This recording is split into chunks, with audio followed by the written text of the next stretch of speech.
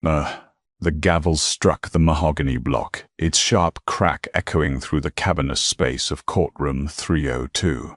Richard adjusted his custom Italian silk tie, a triumphant smirk playing on his lips as he cast a sidelong glance at the woman he had spent a decade systematically breaking down. He thought he was leaving her completely destitute.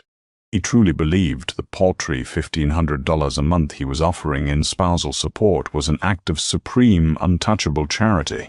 He was the breadwinner, the kingmaker, the man who held all the cards. But as the bank representative adjusted his microphone and read the astronomical account balances into the public court record, the color drained entirely from Richard's face. The silence that gripped the courtroom wasn't just heavy. It was the deafening sound of an arrogant man's reality shattering into a million pieces. The morning rain lashed against the tall, arched windows of the Cook County Courthouse, casting a gray, dismal light over the proceedings. But inside courtroom 302, Richard Sterling felt nothing but sunshine. At 42, he was the picture of corporate success, immaculately groomed, clad in a charcoal Bryony suit that cost more than his soon-to-be ex-wife's entire wardrobe, and radiating the unearned confidence of a man who believed he had outsmarted the world.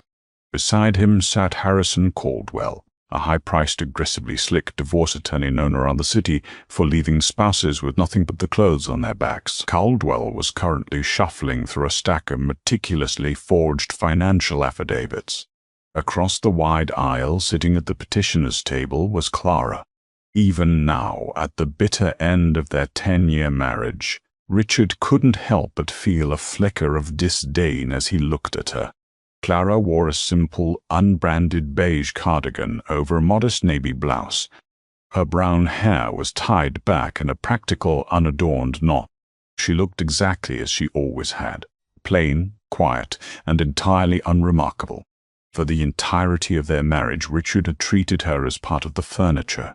While he climbed the ranks as a vice president of acquisitions at a ruthless commercial real estate firm, Clara had stayed home. She volunteered at the local historical society, spent hours in her small home office doing data entry for what Richard assumed was pocket change, and made sure his dry cleaning was picked up. When Richard had filed for divorce 6 months ago, he hadn't done it gently. He had carelessly dropped the papers on the kitchen island while Clara was making dinner, casually mentioning that his 26-year-old marketing director, Brittany, was pregnant and moving into their primary residence by the end of the month. Richard had planned this exit strategy flawlessly. Over the past 2 years, he had quietly siphoned off nearly $800,000 in corporate bonuses, funneling them through a shell corporation into an offshore account in the Cayman Islands. On paper, his net worth appeared heavily depleted by bad market investments and business restructuring. He had successfully painted himself as a man on the brink of financial ruin, scraping by on his base salary. "All rise," the bailiff bellowed, snapping Richard out of his reverie. Honorable Judge Arthur Pendleton, a no-nonsense jurist with a reputation for a short temper, took the bench. He adjusted his reading glasses, peering down at the sprawling dockets before him. "We are here for the matter of Sterling v. Sterling, dissolution of marriage and division of assets. Are both parties ready to proceed?" "Ready, Your Honor," Caldwell boomed, buttoning his suit jacket as he stood. "Ready, Your Honor," replied Josephine Reed, Clara's attorney. Josephine was a sharp-featured woman in her late 50s, wearing an understated gray pantsuit. Richard had laughed when Clara hired her. Josephine's firm was a small, boutique operation, nothing compared to the towering glass skyscraper where Caldwell's firm occupied 3 entire floors. "Mr. Caldwell, you may proceed with your opening," Judge Pendleton instructed, leaning back in his leather chair. Caldwell practically strutted to the center of the room. "Your Honor, this is an incredibly straightforward case, despite opposing counsel's attempts to drag it out through needless discovery requests. My client, Richard Sterling, has been the sole financial provider for the entirety of this 10-year union. Mrs. Sterling has not held a formal, W-2 paying job since the day they were wed."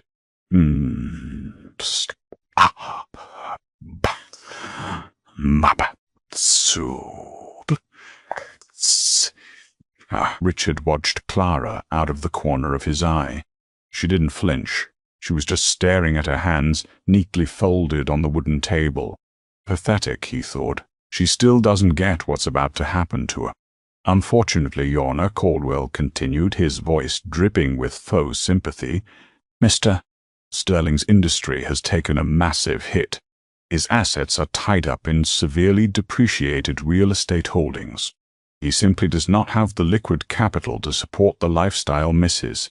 Sterling feels entitled to. We are proposing a clean break, a lump sum of $20,000 and temporary rehabilitative alimony of $1,500 a month for a period of 18 months, after which Mrs. 100 Sterling will be expected to support herself. Lot. Bulb. Out. So, Judge Pendleton frowned, looking at the affidavits. Mr. Caldwell, your client earned over $400,000 3 years ago. You're telling me he is now virtually insolvent? The market is a cruel mistress, Your Honor, Caldwell said smoothly, returning to his seat. Very well, the judge sighed. Miss Reed, your opening? Josephine Reed stood up slowly. She didn't walk to the center of the room. She merely stood behind her chair, a perfectly calm expression on her face. Your Honor, we will waive our opening statement. We simply wish to call our first witness. Richard scoffed under his breath. Caldwell leaned over and whispered, They have nothing. They're going to call her sister to cry about how mean you were. Relax. Call your witness, Ms. Reed, the judge permitted. The respondent calls Thomas Whitfield to the stand, Josephine announced, her voice ringing clear across the quiet courtroom. Richard frowned. He didn't know a Thomas Whitfield. He racked his brain, wondering if this was one of the offshore bankers he had used, a sudden spike of panic hitting his chest. Had they found the Cayman account? Now that was impossible. He had used 3 layers of shell companies. It was bulletproof. The heavy wooden doors at the back of the courtroom swung open, and a tall, distinguished man in his early 60s walked down the central aisle. He wore a meticulously tailored navy suit and carried a thick, locking leather briefcase. He didn't look like a friend, a family member, or a private investigator. He looked like old money. The bailiff swore the man in, and he took his seat in the witness box, setting the briefcase carefully on his lap. Please state your name and occupation for the record, Josephine Reed said, stepping out from behind her desk for the first time. Thomas Whitfield, the man replied, his voice deep and measured. I am the Senior Vice President of Private Wealth Management at Wellington and Hurst Financial.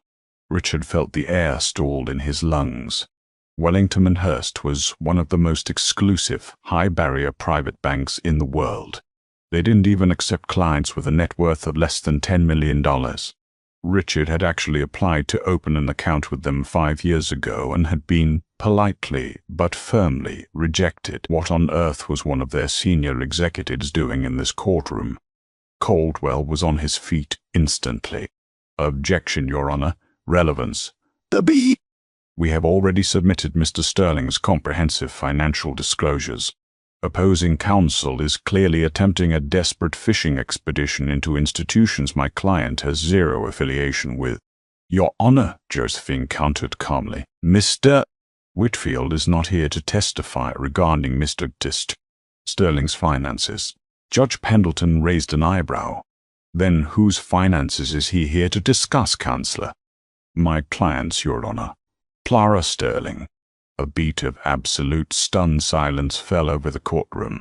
Richard actually let out an involuntary sharp laugh. Clara who clipped coupons for laundry detergent. Clara who drove a 6-year-old Honda Civic because she said it was reliable. Overruled, the judge said, his curiosity clearly piqued. Proceed, Miss Reed. Josephine smiled politely at the witness.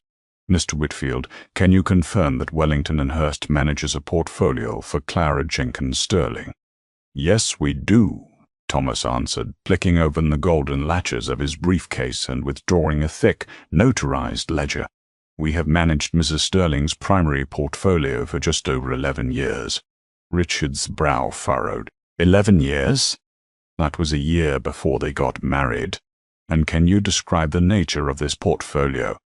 Josephine asked, pacing slowly in front of the jury box, though this was a bench trial.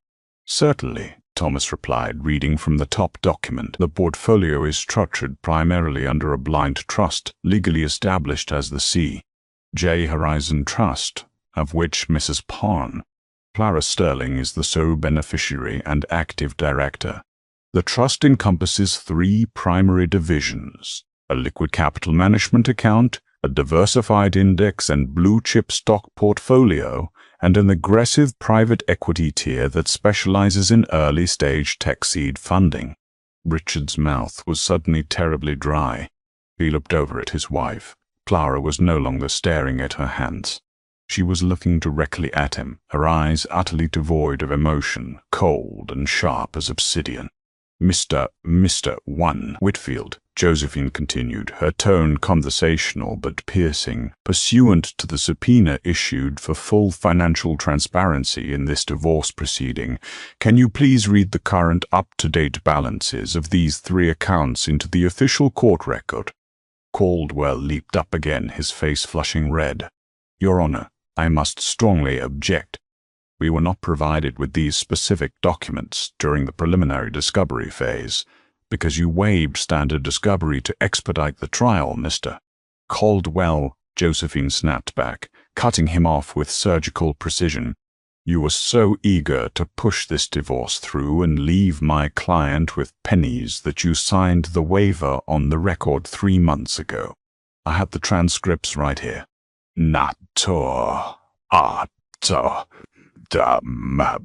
"So then the truth." Judge Pendleton looked down at his notes, a grim smile touching his lips. "She's right, Mr. Caldwell. You waived. You wanted a speedy trial. You've got one. Sit down. I want to hear these numbers." Caldwell sank back into his chair, looking like he had just been struck by a physical blow. Richard grabbed his lawyer's arm, his fingers digging into the expensive fabric. "What is going on?" Richard hissed frantically. "What is she doing?" "Shut up and listen," Caldwell whispered, terrified. "Mr. Whitfield, whenever you are ready," Josephine prompted. Thomas Whitfield cleared his throat. "As of 9 a.m. this morning, when the markets opened, the balances are as follows. Account 1, the liquid cash reserve, $4,212,600. "Not a bator," Richard gasped aloud. "4 million? In liquid cash." Account 2, Whitfield continued, completely unbothered by the sudden chaotic murmuring in the room. "The diversified index and blue-chip holdings, $14,850,210. "My God," the court stenographer whispered, her fingers flying across the keys. "And finally, account 3, Whitfield said, turning to a final heavily stamped page. "The private equity tier, which recently saw significant liquidity events due to the acquisition of 2 startup ventures Mrs. Sterling seeded 5 years ago. Current valuation $32,500,000. The judge pulled his glasses off his face, staring openly at Clara. "For a combined total portfolio value," Whitfield concluded, looking up from the ledger, "of $51,562,810. Richard Sterling couldn't breathe. The courtroom was spinning. He felt a cold sweat break out across the back of his neck. $51 million. His plain, quiet, boring wife, who he had just tried to buy off with a $20,000 settlement, was worth $51 million. "Your Honor," Josephine Reed said into the stunned silence, her voice ringing like a bell tolling a funeral dirge for Richard's entire existence. "As the court can see, my client does not require Mr. Conesta Sterling's pathetic $1,500 a month. In fact, we are fully prepared to decline any spousal support whatsoever." We are simply here to legally unbind her from a man who has financially and emotionally abused her for a decade." Richard's shock rapidly morphed into something else entirely. Greed. Pure, unadulterated greed. The sheer panic he felt seconds ago was instantly replaced by a blinding euphoric calculation. If she had $51 million, and they were married without a prenuptial agreement, half of that was his, $25 million. Richard didn't care about his hidden Cayman account anymore. He didn't care about the real estate firm. He forcefully grabbed Caldwell's shoulder, practically pulling the lawyer out of his chair. "Get Hearth," Richard hissed, his eyes wide and manic as he stared at Clara. "We don't have a prenup. I want half of every single penny she has." Caldwell, ever the shark, recovered his composure. He stood up, adjusting his tie, a predatory smile returning to his face. "Your Honor, the petitioner would like to request a brief recess to re-evaluate our position regarding the equitable distribution of marital assets." But Clara's lawyer didn't look worried. In fact, Josephine Reed looked like a spider who had just watched a fly step perfectly into the center of her web. "We have no objection to a recess, Your Honor," Josephine said softly. "But Mr. Caldwell should know before he goes calculating his client's newfound windfall. There is a very specific reason, Mrs. Sterling's assets were never commingled with her husband's." Clara finally smiled. It was a terrifying expression. "And what reason is that, Miss Reed?" Judge Pendleton asked. "Because, Your Honor," Josephine said, picking up a document from her table. "Under the laws of this state, assets acquired through inheritance prior to a marriage and maintained strictly in a separate uncommingled blind trust remain sole and separate property. That is merely the beginning of Mr. Sterling's problems today." The 15-minute recess felt like a lifetime to Richard Sterling. He paced the length of the echoing marble hallway outside courtroom 302, his phone pressed to his ear, ignoring the frantic calls from his office. Harrison Caldwell, his attorney, stood by the tall windows, feverishly scrolling through state legal precedents on his tablet. "Listen to me, Richard," Caldwell said, his voice stripped of its earlier arrogance. "If that money was inherited before the marriage and never moved out of that specific blind trust, it's untouchable. The law in this state is ironclad on uncommingled inheritance. I don't care about the law." Richard hissed, gripping Caldwell by the lapels of his suit, completely abandoning his polished corporate persona. "She hid $50 million from me for 10 years. That's fraud. That's marital deception. You get back in there and you tell the judge she's a lying sociopath, and I am entitled to half." Caldwell roughly swatted Richard's hands away. "Get a grip, Sterling. She didn't hide it. She just never volunteered the information. Since you never bothered to ask her about her finances, assuming she was just your dependent, she never had to lie. You're the one who pushed to waive the prolonged discovery phase because you wanted this done before your girlfriend starts showing. This is on you." The heavy wooden doors creaked open, and the bailiff gestured for them to return. As Richard took his seat, his eyes locked onto Clara. She was drinking water from a paper cup, looking as though she were waiting for a bus rather than dismantling a man's life. The sheer indignity of it, that this plain woman in a beige cardigan had outmaneuvered him, burned a hole through his stomach.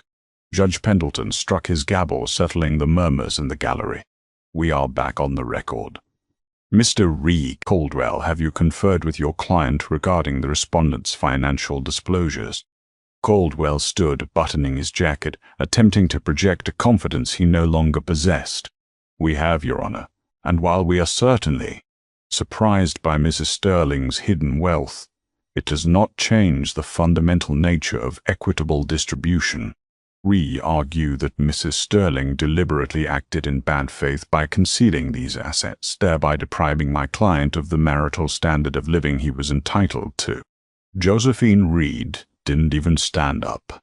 She simply leaned toward her microphone.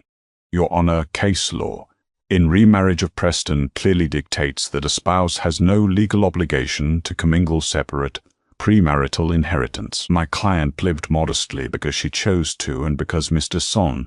Sterling insisted on controlling all the joint household finances. Furthermore, Mr. Caldwell is throwing stones from a glass house. If we want to discuss bad faith and concealment, I would like to direct the court's attention to Exhibit C. Josephine pulled a thick bound folder from her briefcase and handed copies to the bailiff, who distributed them to the judge and to Caldwell. "What is this, Miss Reed?" Judge Pendleton asked, adjusting his reading glasses.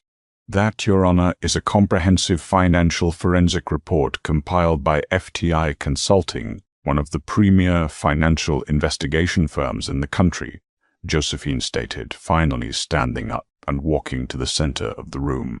"Mr. Mife downed him disturbed. Sterling has claimed extreme financial hardship. He submitted sworn affidavits to this court stating his net worth had plummeted due to market volatility, leaving him with roughly $40,000 in liquid assets." Richard felt the blood freeze in his veins. FTI Consulting. He knew that name. His firm used them to audit hostile acquisitions. During her free time, Josephine continued, her voice ringing with deadly clarity. "My client, Mrs. Sterling, did not merely volunteer at the Historical Society. She has a master's degree in applied mathematics, a fact her husband routinely forgot. Over the last 2 years, she began noticing discrepancies in the mail, odd routing numbers on banking statements left on the kitchen counter, and encrypted folders on their shared home network. Not so it was that sorrowful. Richard's hands began to shake. He looked at Clara. She met his gaze, her expression placid. "Mrs. Sterling hired FTI Consulting 9 months ago," Josephine told the court. "If you turn to page 4 of the exhibit, you will see a detailed trace of nearly $820,000 in corporate bonuses earned by Mr. Pugh Sterling. These funds never entered his domestic accounts. Instead, they were routed through a Delaware LLC named Apex Holdings, a shell company registered to a P.O. box. "Objection!" Caldwell shouted, jumping to his feet, his face pale. "This is unverified information obtained outside the scope of—" "I have the wire transfer receipts, Your Honor," Josephine interrupted keelly, holding up a stack of papers. "Subpoenaed, legally from Mr. Conan Tude, Sterling's employer, directly. The funds were then moved from Delaware to a private offshore account at Cayman National Bank." She turned slowly to look at Richard. "An account solely in Mr. Sterling's name." The silence in the courtroom was absolute. You could hear the hum of the HVAC system. Judge Pendleton looked up from the dossier. The veins in his neck were visibly pulsing. He glared down at Richard with a look of pure, unadulterated contempt. "Mr. Caldwell, are you aware that your client signed a sworn financial affidavit under penalty of perjury?" Caldwell swallowed hard, physically stepping a few inches away from Richard. "Your Honor, I was not made aware of these specific offshore vehicles." "They aren't vehicles, Mr. Caldwell. They are a felony," the judge barked, slamming his hand flat on the mahogany desk. "Mr. Sterling, you sat in my courtroom and swore under oath that you were virtually insolvent. You attempted to use the authority of this court to leave your wife destitute while you were sitting on nearly $1 million in hidden, untaxed offshore accounts." "Your Honor, it was a business investment," Richard stammered, his voice cracking, panic stripping away his polish. "It was just a temporary hold for a real estate venture." "Do not speak to me," Judge Pendleton roared, the sound echoing like thunder. "You do not speak unless spoken to, Mr. Bowen. Sterling, you have committed perjury in my courtroom. You have filed fraudulent financial documents." Loud. "Now,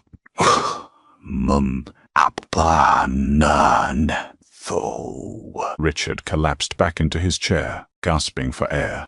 The walls of the courtroom felt like they were closing in. He had planned this so perfectly. He was supposed to walk out of here a free man, with his wealth intact, ready to start his new life with Brittany. Instead, he was staring down the barrel of a criminal investigation. "Your Honor," Josephine Reed said, a voice a calm, soothing contrast to the judge's fury. "There is one final matter regarding the division of assets. The primary residence on Elm Street." Richard snapped his head up. "This Cuddy?" "The house, the beautiful four-bedroom colonial in the suburbs. That was his sanctuary. It was where Brittany was currently picking out paint colors for the nursery." "According to Mr. Sterling's proposed settlement," Josephine noted, referencing Caldwell's original filing, "he demands sole ownership of the marital home, claiming that he made all the mortgage payments during the course of the marriage. He graciously offered Mrs. Sterling 30 days to vacate.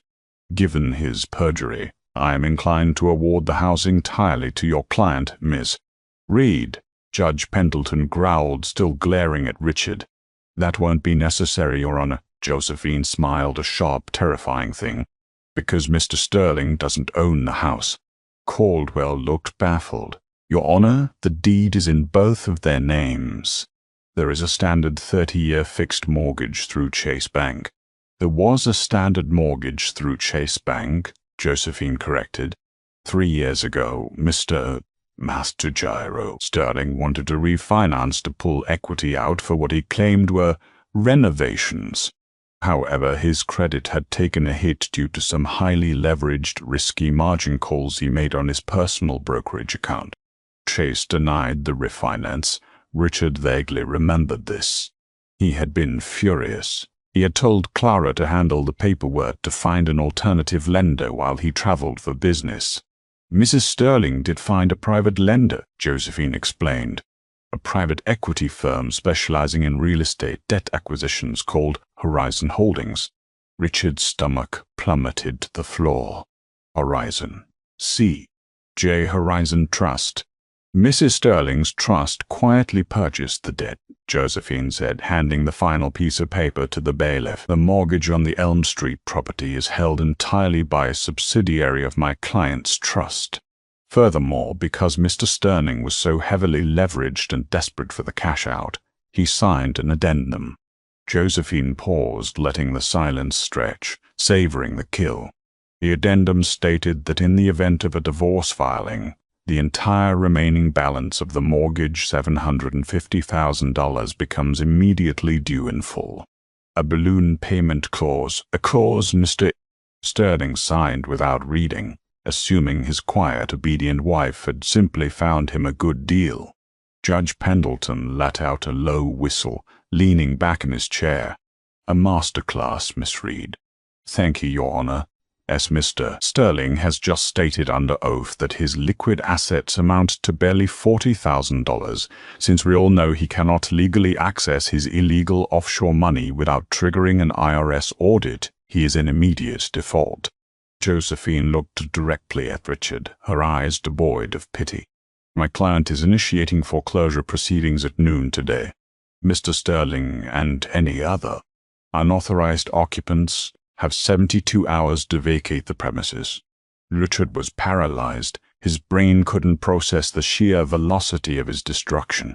His hidden money was trapped. If he touched it, the IRS and the court would have him arrested for perjury and tax evasion. His job was likely gone. When the court reported his offshore accounts, his real estate firm would fire him instantly to avoid the scandal. And now he was homeless.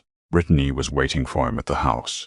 Brittany, who loved his money, his cars, and his status. How was he going to explain to his 26-year-old pregnant mistress that they were being evicted by the plain, boring wife he had mocked for 10 years? Clara finally stood up. She smoothed down her beige cardigan. She looked at Richard, not with anger, not with triumph, but with an absolute chilling indifference. He was nothing to her now. He was just a bad investment she had finally liquidated. "Your Honor," Josephine concluded, closing her briefcase, "we request the immediate dissolution of this marriage, the forfeiture of any claim Mr. Sterling has to my client's separate trust, and we ask that you forward the transcripts of today's proceedings to the District Attorney's Office for review of Mr. Sterling's perjury." Judge Pendleton didn't hesitate. He raised his gavel. Granted on all counts. Mr. Sterling, I highly advise you to retain a criminal defense attorney. You are going to need one. We are adjourned. The gavel slammed down, echoing through the room with finality. It was the sound of Richard's entire world collapsing, perfectly orchestrated by the woman he had foolishly believed was nothing at all. The drive from the Cook County Courthouse to the affluent suburb of Oakbrook usually took Richard 45 minutes. Today it felt like an eternity suspended in a vacuum. He gripped the leather steering wheel of his Mercedes-Benz until his knuckles turned bone white, his mind violently rejecting the reality of the last 2 hours. It had to be a nightmare. Clara, his mousy coupon-clipping wife, could not possibly be a multi-millionaire. She could not possibly hold the mortgage to his house. She could not possibly have handed him over to the district attorney on a silver platter. But the heavy, suffocating weight in his chest told him otherwise. He pulled into the sprawling paver-stone driveway of the Elm Street house. It was a magnificent 4-bedroom colonial, flanked by manicured oak trees and a pristine lawn. It was the ultimate symbol of his success, and in exactly 72 hours he would be trespassing if he set foot on the grass. Richard killed the engine and sat in the silence of the garage for a long moment, trying to steady his breathing. He had to figure out a plan. He had to call a criminal defense attorney. But first, he had to face Brittany. He opened the door to the mudroom and immediately heard the upbeat tempo of a pop song playing from the kitchen's smart speakers. As he walked into the massive marble-countered kitchen, he found Brittany. She was 26, stunningly beautiful, with long blonde extensions and a perfectly curated athleisure outfit that highlighted her slight baby bump. She was standing at the island, unboxing a mountain of expensive deliveries, a designer bassinet, custom monogrammed silk blankets, and a stack of luxury maternity clothes. "Hey, babe," she chirped, barely looking up from a $1,000 stroller she was admiring. "You're home early. How did it go with the ball? Did the judge sign off on the 20 grand? Because I was looking at that interior designer from Vogue to do the nursery, and she requires a hefty retainer." Richard felt a wave of nausea wash over him.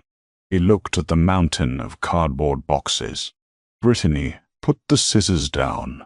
She paused, catching the raw, hollow tone of his voice. She looked up, her smile faltering as she took in his pale, sweat-sheen face. "Richard, what's wrong? Are you sick?" "Nah, we didn't win," Richard choked out, leaning heavily against the granite countertops. Brittany scoffed, rolling her eyes. "What do you mean, you didn't win? Harrison Caldwell is a shark." Did she cry to the judge? What did they bump the alimony up to? 2,000, whatever, we can afford it once your bonus is clear. "Brittany, listen to me," Richard snapped, his voice cracking with rising hysteria. "There is no alimony. There is no settlement. Clara is worth $50 million. Brittany froze. The shiny pair of designer shears slipped from her fingers, clattering loudly against the marble. "What? What are you talking about?" "She has a trust fund," Richard said, the words tasting like ash in his mouth. "She's had it since before we met. It was legally separated. We don't get a dime of it. But that's not the worst part." Brittany's blue eyes widened in horror. How could there be a worse part than missing out on $50 million? "Because she hired forensic accountants," he whispered, the reality finally breaking his composure. A single tear of pure terror leaked from his eye. "They found the Cayman account, Brittany. They found the shell company. They gave the wire transfers to the judge." "The offshore money?" Brittany gasped, taking a step back as if Richard had suddenly become contagious. "But you said that was untraceable. You swore it was safe. That's the money for the house. That's the money for my maternity leave." Oh. So, there. Now what's so on them? "The judge is sending the transcripts to the district attorney," Richard continued, unable to stop the verbal bleeding. I perjured myself on my financial affidavits. I can't touch that money now, or the IRS will seize it and the feds will arrest me. And the house. He looked around the beautiful sunlit kitchen, his sanctuary. Clara's trust bought the mortgage 3 years ago. I triggered a balloon payment clause. We are in default. Default. Brittany's voice pitched into a shrill shriek. What does that mean, Richard? It means we are being evicted. We have to be out in 72 hours. Before Brittany could even process the catastrophe, Richard's cell phone buzzed violently in his pocket. He pulled it out. The caller ID read, Gregory Pierce, CEO. Richard's stomach plummeted completely. He answered it with a trembling hand.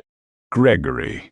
Sterling, you absolute fool. Gregory's voice barked through the receiver, dripping with venom. I just got a call from the corporate legal team at Chase. The court subpoenaed your employment contracts and bonus structures. Your divorce proceedings just became a matter of public record, including the fact that you actively used a fake Delaware LLC to funnel corporate money to the Caymans.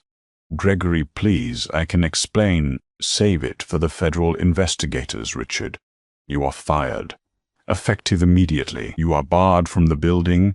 Your access cards have been deactivated, and pursuant to the morality and ethics clause in your executive contract, your unvested stock options are officially null and void. Do not ever contact me or this firm again. The line went dead. Richard slowly lowered the phone. He was ruined, utterly, comprehensively ruined. No job, no money, impending criminal charges, and homeless. He looked up at Brittany, desperate for a lifeline, for some semblance of support. But Brittany was already moving. She wasn't walking toward him to offer a comforting embrace. She was marching past him, heading straight for the master bedroom. Brittany, where are you going? He asked, his voice pathetic and weak. I am packing my bags, she yelled back over her shoulder. You lied to me. You told me you were a master of the universe, Richard. You told me we were going to be rich. We will figure this out, he pleaded, stumbling after her down the hallway. I just need to find a good lawyer. We can liquidate some of your designer bags to pay a retainer. Brittany spun around, her face twisted in absolute disgust. Are you insane? You think I'm setting my Birkins to keep you out of federal prison? I am 26 years old, Richard. I am not spending the prime of my life living in a motel, visiting my broke, disgraced boyfriend behind glass. You're pregnant with my child. He screamed, panic finally turning into rage. And I'll be suing you for child support. She screamed back, Oh, wait! You don't have a job. You don't have anything. De Tartulai. She slammed the bedroom door in his face. Richard stood in the empty hallway, the silence of the house pressing down on him. The perfectly constructed illusion of his life had been dismantled in a matter of hours, leaving nothing but the pathetic, empty reality of what he truly was. Across the city, far removed from the screaming matches and shattering glass of the Elm Street suburbs, Clara Sterling sat in the opulent, wood-paneled conference room of Wellington and Hearst Financial. The room smelled of old leather, expensive coffee, and victory. She had shed the plain beige cardigan in the back of the limousine ride-over. Underneath, she wore a beautifully tailored, charcoal-gray Oscar de la Renta sheath dress that fit her perfectly. She pulled the simple, elastic band from her hair, letting the rich brown waves fall in a sophisticated sweep around her shoulders. She looked at her reflection in the floor-to-ceiling windows overlooking the Chicago skyline. She looked like exactly what she was, a woman in total control. Josephine Reed sat at the massive mahogany table sorting through the final foreclosure documents, a satisfied smirk on her face. Beside her sat Thomas Whitfield, pouring 3 glasses of exceptionally rare vintage champagne. I must admit, Clara, Thomas said, his deep voice rumbling with amusement as he handed her a crystal flute. In my 30 years of wealth management, I have never seen a financial execution quite so flawlessly orchestrated. It was a masterpiece. Clara took the glass, her eyes cold but satisfied. Thank you, Thomas, and thank you for your performance today. The look on his face when you read the private equity valuation was worth every penny of your management fees. To be fair, Josephine chimed in, raising her glass, I only lit the match. You built the bomb, Clara. You built it for 3 years. Clara sat down at the head of the table, taking a slow sip of the champagne. It tasted like freedom. My grandfather was a very wise man, Clara began, her voice steady and smooth, entirely devoid of the meekness she had projected for a decade. When he left me the oil and logistics fortune, he attached a very specific letter to the trust. He warned me that money attracts parasites. He told me that if I wanted to find a partner who truly loved me, I should never let them know the extent of my wealth until I was absolutely certain of their character. And Richard passed the initial test? Josephine asked, leaning forward. He did, Clara nodded, a trace of bitterness shadowing her features. When we met, he was ambitious, charming, and seemed to genuinely care for me. I played the role of the quiet, supportive wife because I wanted to be loved for who I was, not what I could buy. But power changes people, or rather, it reveals them. Clara set her glass down, her perfectly manicured fingers tracing the rim. 4 years ago, I noticed the shift. He became arrogant, cruel. He started gaslighting me about our joint accounts, insisting I was terrible at math, which is hilarious, considering my master's thesis was on predictive economic modeling. He started hiding his bonuses. And then you found out about the women, Josephine noted gently. Brittany wasn't the first, Hara said, her voice dropping to a dangerous whisper. There was a paralegal, a real estate agent. He was sloppy. He thought because I wore cheap clothes and didn't ask questions, I was stupid. So I decided to show him exactly how stupid I was. Clara opened the leather folio in front of her, pulling out the FTI consulting report she had memorized cover to cover. I could have divorced him 3 years ago. I could have walked away untouched. But Richard is a predator. If I had just left, he would have done this to someone else. He would have kept stealing, kept lying, kept destroying people. I needed to ensure he could never hold a position of power again. She looked at Thomas. That's why I asked you to establish the Horizon subsidiary. A brilliant move, Thomas agreed. When Chase Bank denied his refinance, you stepped in as the anonymous private equity lender. He was so desperate to get his hands on that cash to fund his mistress's lifestyle. He didn't even read the terms and conditions. The balloon clause was practically printed in bold ink. I gave him enough rope to hang himself, Clara said simply. I waited until he felt invincible. I waited for him to file the divorce so he would be the petitioner. I let him submit those fraudulent financial affidavits to the court, knowing full well he had nearly $1 million sitting in the Cayman Islands. If I had revealed the FTI report before we went to court, he would have just paid a fine and settled. But by letting him swear to it under oath in front of a judge known for his absolute hatred of perjury, you turned a civil divorce dispute into a criminal felony, Josephine finished, her eyes gleaming with professional admiration. By tomorrow morning, the district attorney will have the transcripts. The IRS will freeze his offshore accounts by Friday. And because of the morality clause in his executive contract, which I discreetly mailed a copy of to his CEO an hour ago, he is unemployable. Oh, Connie. Clara turned her gaze back to the window, looking down at the crawling traffic of the city far below. For 10 years she had lived in a prison of beige cardigans, quiet nods, and emotional neglect. She had allowed a mediocre man to believe he was a king, simply so she could learn the exact blueprints of his castle before she detonated it. Her phone chimed on the table. It was an automated alert from the county sheriff's office. The 72-hour eviction notice had been formally served at the Elm Street residence. Clara smiled. It wasn't a smile of malice, but of perfect mathematical balance. The equation had been solved. The debt had been collected.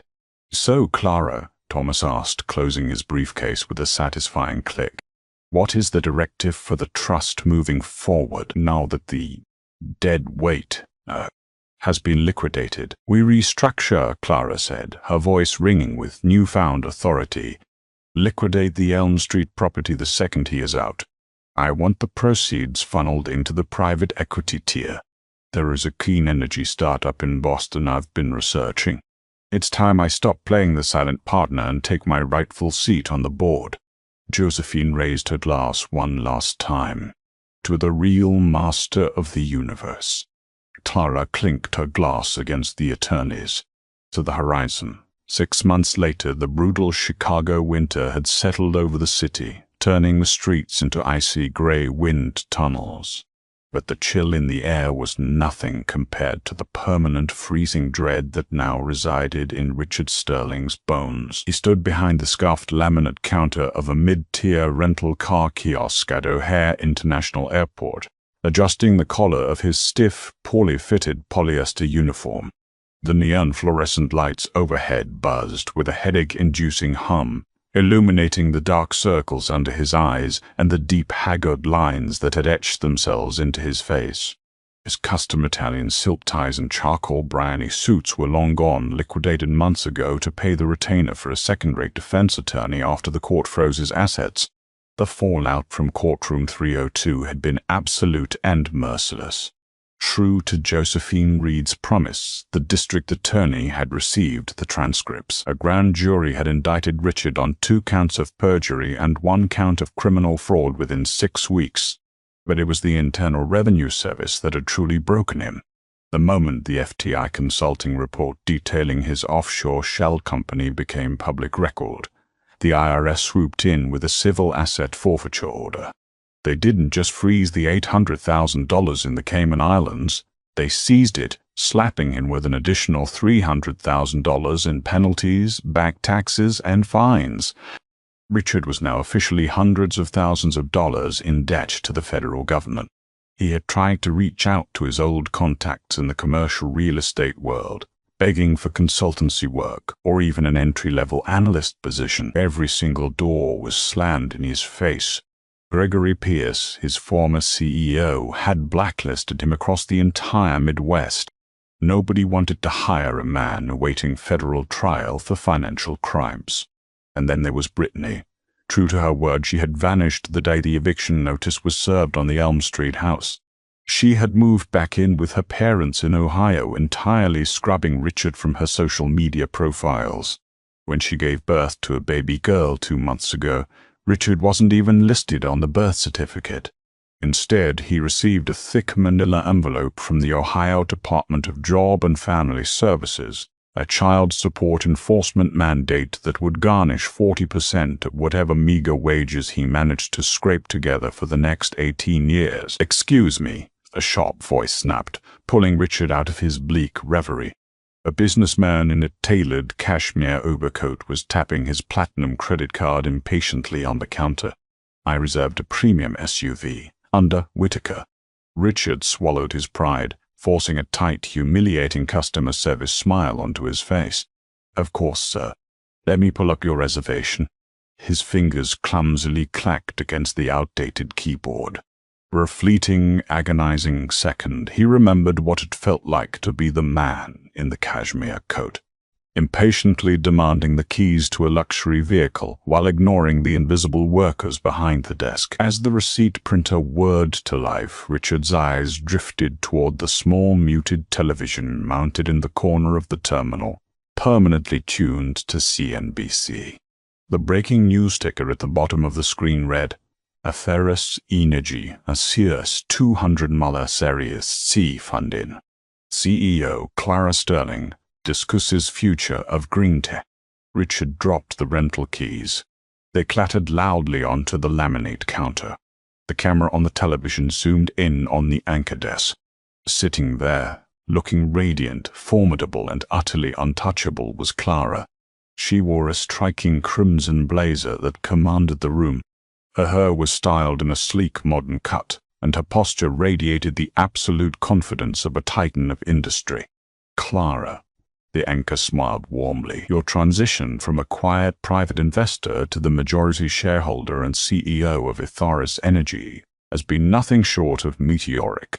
To what do you owe this sudden aggressive entry into the public business sector?" Clara smiled a genuine, brilliant smile that Richard had never bothered to earn during their decade together.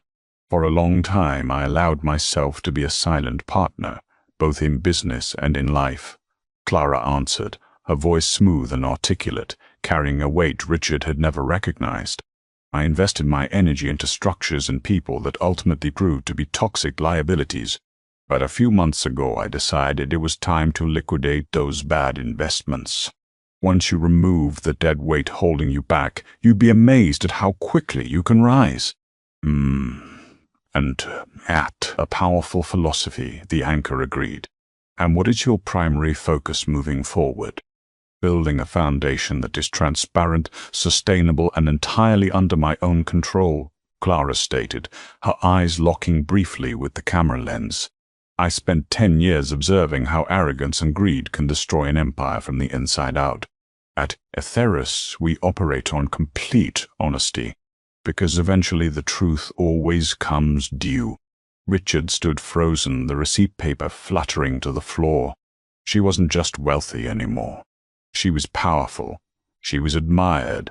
She was everything he had desperately pretended to be, and she had achieved it by simply destroying the cage he had tried to build around her. "Hey, buddy!" the businessman barked, snapping his fingers in front of Richard's face. "Are you going to give me my keys, or do I need to call your manager?" Richard blinked, tearing his eyes away from the screen. He looked down at his polyester uniform, the worn-out shoes on his feet, and the towering mountain of debt waiting for him in his damp studio apartment. "I'm sorry, sir," Richard whispered, his voice entirely devoid of life as he handed over the keys. "Have a safe trip." He watched the businessman walk away, heading toward the bright, expansive windows of the terminal. Richard looked back up at the television, but the segment was over. Clara was gone, moving steadily forward into her brilliant, limitless horizon, leaving Richard to drown in the shallow, miserable puddle of his own making. What an absolutely incredible story of patience, strategy, and ultimate justice. Clara's ability to endure a decade of arrogance, only to flawlessly dismantle Richard's life with his own lies, is a masterclass in playing the long game. It just goes to show that true power doesn't need to shout, and arrogance is often a man's own worst enemy. Richard thought he held all the cards, but he never realized he was sitting at a table Clara owned. If you love this story of a brilliant wife turning the tables on her toxic husband and securing the ultimate financial revenge, be sure to hit that like button. It really helps the channel grow. Don't forget to share this video with anyone who loves a good courtroom drama, and subscribe for more incredible real-life stories of karma, revenge, and vindication. Let us know in the comments below what would you have done if you were in Clara's shoes. See you in the next video.